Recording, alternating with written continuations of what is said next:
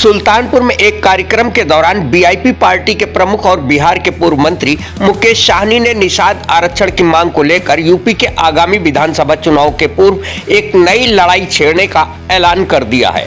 सुल्तानपुर में उन्होंने निषाद समुदाय के लोगों के साथ बैठक की। इसके बाद वे मीडिया से रूबरू हुए।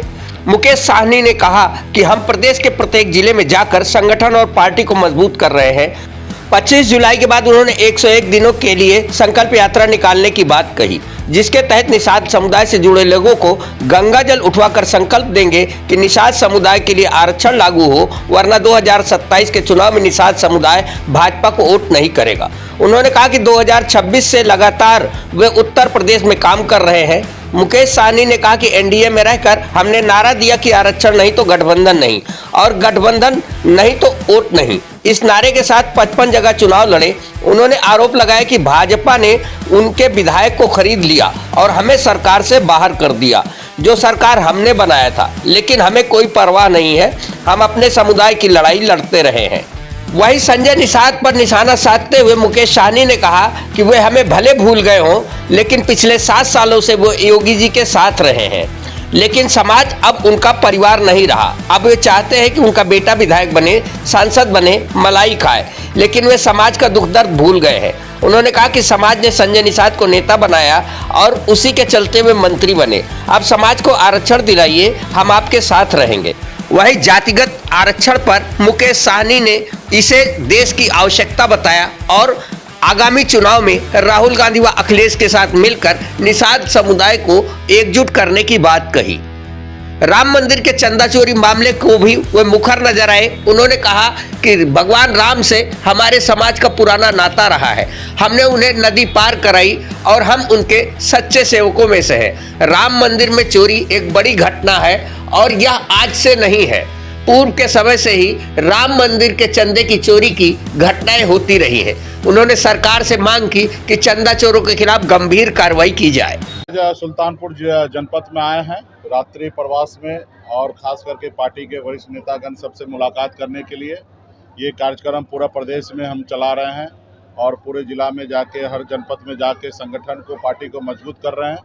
और आने वाले समय में 25 जुलाई के बाद 101 दिन के यात्रा पे हम पूरे प्रदेश में उतरेंगे।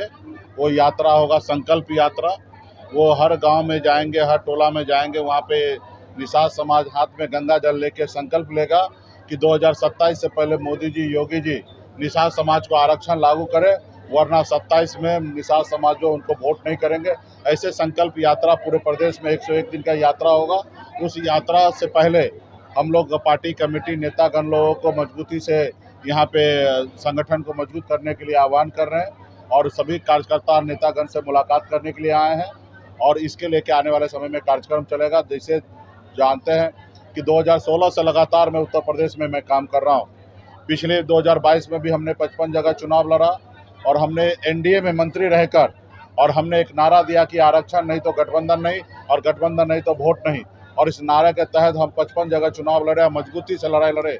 उसके बाद आप सबको जानकारी है कि भारतीय जनता पार्टी ने हमारे विधायक को खरीद लिया, हमको सरकार से बाहर कर दिया, जो सरकार हमने बनाया था।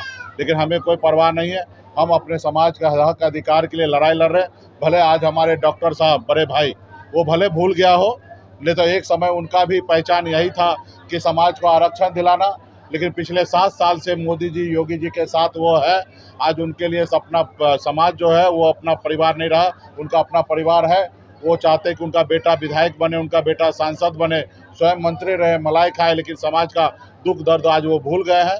आज मैं उनसे भी आपके माध्यम से आग्रह करता हूं कि ये समाज ने आपको नेता माना, जिसके कारण आज प्रदेश में आप मंत्री बने हैं। आप वहां पे और 6 महीना रहिए और योगी जी, मोदी जी को प्रेशर बनाइए, समाज को आरक्षण दिलाइए। आरक्षण दे तो अच्छी बात है, हमारा पूरा समर्थन हम आपको करेंगे।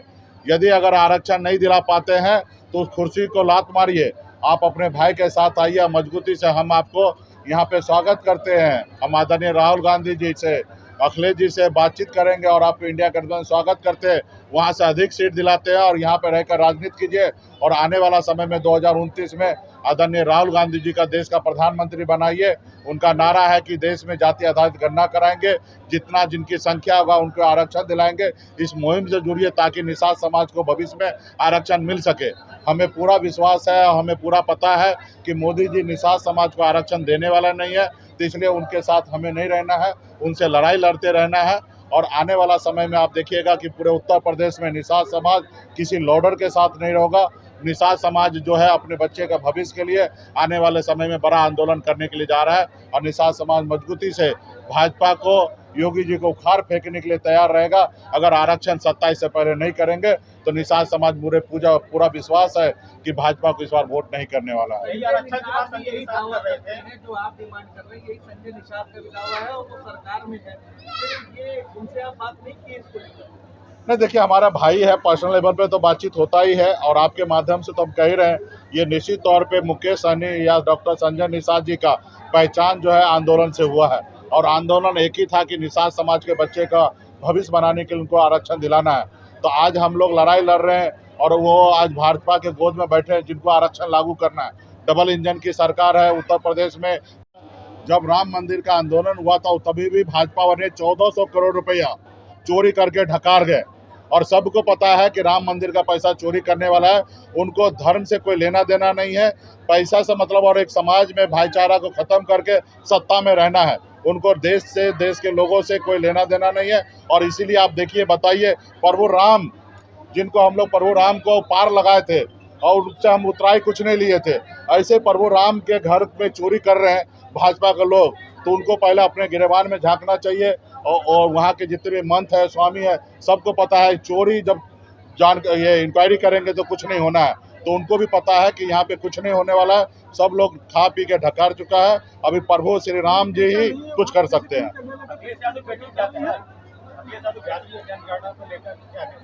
देखिए, जातीय जनगणना राहुल गांधी जी का ड्रीम प्रोजेक्ट है और आने वाला समय में हम लोगों का सरकार जब भी बनेगा ईमानदारी से अच्छे तरीके से हम लोग जातीय जनगणना करेंगे। अभी मोदी जी भले कॉपी किए हैं, हमको पता है कि ये जातीय जनगणना सही से करने वाले नहीं है, सिर्फ मुद्दा को भटकाने के लिए उन्होंने अभी काम चालू किया है। लेकिन आप देखिएगा तो उसमें कई त्रुटियां हैं, लेकिन हमें पूरा विश्वास है कि वो लोग जातीय जनगणना सही से नहीं करेंगे, फर्जी आंकड़ा को पेश करेंगे। लेकिन सही जानकारी तो हम राहुल गांधी जी के सरकार बनने के बाद ही आपको जातीय जनगणना